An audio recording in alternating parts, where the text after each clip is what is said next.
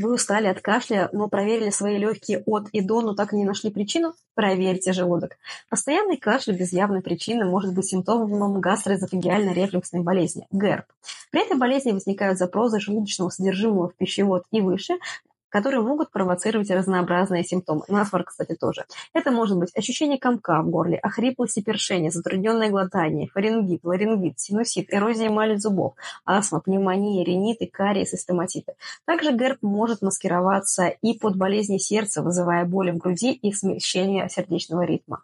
У 25% людей с ГЭРБ симптомы не связаны с пищеводом. Здоровья вам!